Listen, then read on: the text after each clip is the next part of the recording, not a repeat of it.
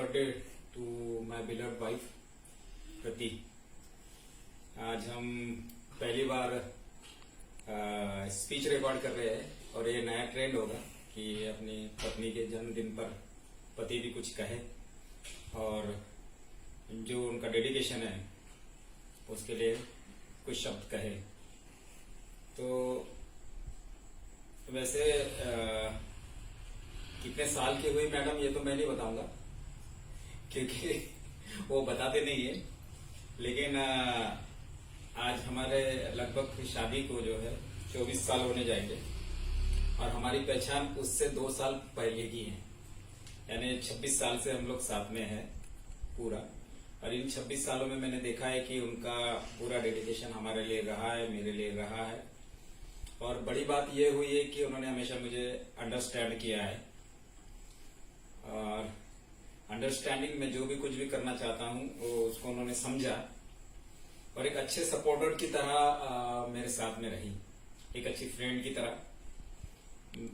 मेरी जो फैमिली है, इवन मेरी आजी भी साथ में थी, मेरा कजिन साथ में था पंकज यहाँ पर, और मेरे बच्चे दोनों लड़कियां मेरी, उनके लिए उन्होंने बहुत मेहनत की।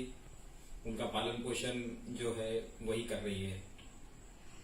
मुझे ऐसा लगता था कि मैंने इंजीनियरिंग किया है और मेरा जो जॉब है रेलवे में तो लगा है, लेकिन मुझे असिस्टेंट लोको पायलट में जो जॉब लगा तो मुझे ऐसा लगता था कि ये जो जॉब है वो मुझे इंजीनियर के पद पे ही लगना चाहिए था। लेकिन जब उन्होंने कहा कि सभी को सब कुछ नहीं मिलता, हमें एक गवर्नमेंट का जॉब तो मिला है, तो फिर उससे जो मेरी दुविधा थी कि ये जॉब को ठीक तरीके से करे या ना करे वो दूर हुई और फिर मैं इसे अच्छी तरीके से करने लगा। और आज हम काफी अच्छे तरीके से सेटल्ड है इसमें और खुश है। वो एक तरह से बहुत कुशल मैनेजर है।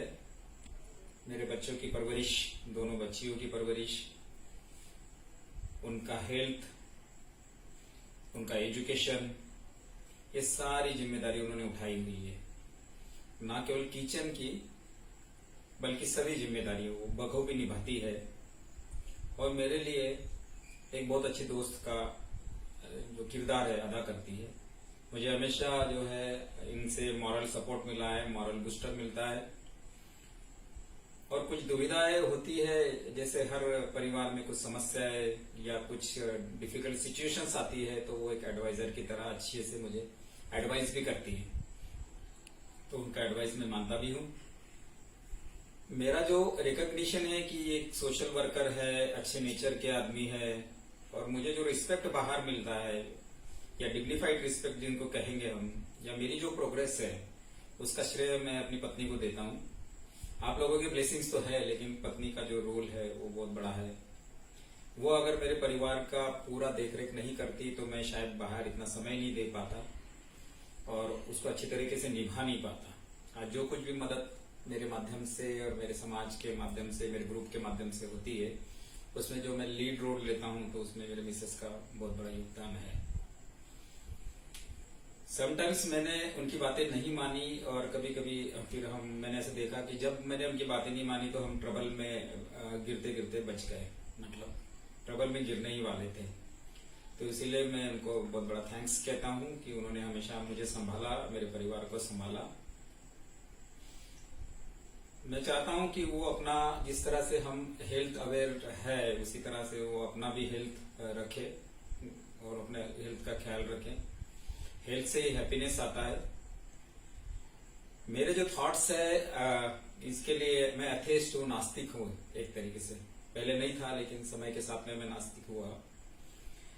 मेरी जो विचारधारा है वो फुले अम्बेडकराइट विचारधारा है और मैं मानवता में विश्वास करता हूं और इसे उन्होंने भी एक्सेप्ट किया। और अभी आप देखते हो कि हम बाबा साहब के बताए हुए रास्ते पे चलने के लिए बाध्य है और उसमें वो बखूबी मेरा साथ निभाती है। सोशल वर्क के बाद में मुझे घर में यूं कहे कि कितना समय बचता है तो मैं ये कहूंगा कि मेरे लिए 0 समय बचता है, क्योंकि मेरा जॉब 24 आवर्स का जॉब है मेरा रेलवे में एज ए लोको इंस्पेक्टर।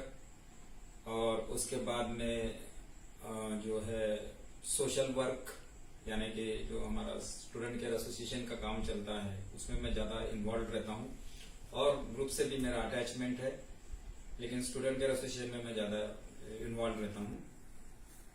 तो उसके बाद में सोशल काम करने के बाद में समय बहुत कम बचता है या नहीं के बराबर बचता है, लेकिन फिर भी वो मैनेज करती है। मैं भी आपको कुछ फनी साइड हमारे जो है किससे कुछ बताऊंगा।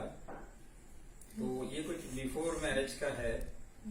हमारा एंगेजमेंट होने के बाद में 2 वर्ष तक हमारा शादी नहीं हुआ, और मैं एक इंजीनियरिंग स्टूडेंट होने की वजह से मैं जो है थोड़ा इंजीनियर का जो एक नेचर होता है उस तरह का रहा हूं। तो मैं एंगेजमेंट के बाद में इनसे मिलने, इनके कॉलेज जब ये एमएससी कर रही थी वो कैंपस से नागपुर में, तो मैं इनसे मिलने पहुंचा कैंटीन में। मेरे जीजा जी भी साथ में थे, और हमने इनको क्लास से मैसेज देके बुलाया और हम कैंटीन में बैठे। तो क्या एक बात ऐसी कि हम जैसे कैंटीन में चाय ले रहे थे और नाश्ता ले रहे थे, उसी समय मेरे फादर इन लॉ वहां पर अनएक्सपेक्टेड आ गए। तो हम लोग हक्का बक्का हो गए एकदम से कि अब क्या कहें, क्योंकि उनको हमने कोई इत्तला नहीं दी थी कि हम नागपुर में, जैसा मैं भुसौल का रहने वाला हूँ, तो नागपुर पहुंचा था। तो एक फनी साइड थी, और साथ में ही उस समय पे ये मोबाइल और ऐसी चीज इंटरनेट वगैरह तो था नहीं। तो जब हमको कम्युनिकेट करना पड़ता था एंगेजमेंट के बाद में, तो मैं रिंग किया करता था। मैं जॉब करता था मुंबई में, तारापुर में, बोईसर में, या भुसावल से कभी मैं कॉल करता था, तो वहां पे जो है पहला फोन इनके भाई उठाते थे, किसका फोन है, लैंडलाइन पे कॉल करते थे, और फिर उसके बाद में मेरे फादर इन लॉ मुझसे बात करते थे, और थर्ड फिर मुझे बात करना होता है तो मैडम से बात मेरी होती थी। तो इतना लंबा प्रोसेस था उस वक्त का, वो दिन अभी भी याद आते हैं। मेरी मिसेस हमेशा न्यूज देखती है, खास करके चंद्रपुर और बल्लारशाह की, क्योंकि वहां पे टाइगर का एरिया है और मैं वॉकिंग करने जाता हूँ 8-10 किलोमीटर। तो उन्हें पहले खबर पड़ जाती है कि वहां टाइगर निकला, असफल निकला, तो वो भयभीत रहती है और मुझे कहती है कि ऐसे घूमने मत जाइए वहां पर। और अभी 1 महीना पहले भी वहां पे, जहां पर हम फॉरेस्ट में घूमने जाते थे, वहां पे 2 भालू और 1 शेर, टाइगर, वो गेट के अंदर आ गया था। तो कुछ लोगों ने 1 महीना तक वहां पे अभी घूमना बंद कर दिया, लेकिन फिर शुरू हुआ है अभी। मैं महिलाओं से ये कहता हूँ और पुरुषों को भी रिक्वेस्ट करता हूँ कि उनको आउट ऑफ किचन थोड़ा आने का समय दे, और अपने हेल्थ को संभालने के लिए उनको भी प्रोत्साहित करें, वॉक करने के लिए या योगा करने के लिए या जो भी एक्सरसाइज वो करते हैं। और महिला ने भी एक्सरसाइज करनी चाहिए, क्योंकि दोनों की हेल्थ बहुत इंपॉर्टेंट है, परिवार की हेल्थ बहुत इंपॉर्टेंट है। तो मैं उम्मीद करता हूँ कि वो इसको फॉलो करेगी। अभी मुझे सिंगिंग का शौक है, और मैं जो है गाने गाता हूँ। तो उसमें ब्यूटीफुल वॉइस के साथ में ब्यूटीफुल लड़कियां भी होती है, जो मेरी लड़की की उम्र की भी होती है, और कुछ मुझसे मैच करती भी होती है। लेकिन मेरा एक दोस्त है, जब उससे पूछा, उसे भी गाना गाने का शौक है, राजेश बंसले साहब, लेकिन वो बोलता है कि मैं नहीं गाऊंगा करके मेरी मैडम नाराज हो जाती है। लेकिन मुझे ऐसा कोई रिस्ट्रिक्शन नहीं है, तो मैं अच्छे से गाने गाता हूँ, और हम मिलकर भी गाने गाते हैं, और मेरे वजह से वो भी गाने लगी है। अगर उनकी डेयरिंग की बात करें आप, तो डेयरिंग में उन्होंने बहुत डेयरिंग है, डेयर्ड है। कार का उन्होंने 2 बार कोर्स किया, लेकिन आज भी कार चलाती नहीं है। सामने से कोई जाता है तो कार काफी दूर हमारी पहले खड़ी हो जाती है।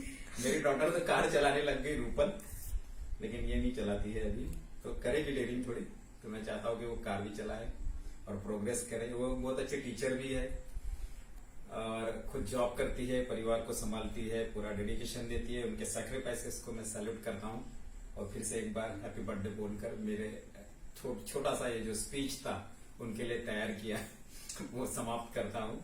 आप सभी के ब्लेसिंग्स हमारे साथ में है, हमारे परिवार के, भुसावल, मुंबई, और सभी मेरे फ्रेंड्स, पूना, बड़ौदा, जहां जहां भी मैं रहा हूँ, दिल्ली, ये सभी के आशीर्वाद आप सभी के, हमारे परिवार दोनों, ससुराल की तरफ के और मायके की तरफ से, मेरे पिता, मेरे भाई, मेरे फादर इन लॉ, उनका परिवार, मेरा जो ब्रदर इन लॉ है कुवैत में, उनका, और सभी लोग, आप सभी का मैं आभार व्यक्त करता हूँ। आपने इस दिन को स्पेशल बनाया। आपके ब्लेसिंग्स, मेरे स्टूडेंट के ब्लेसिंग्स ऐसे ही आते रहेंगे, इसी उम्मीद के साथ में। Thank you. Happy birthday.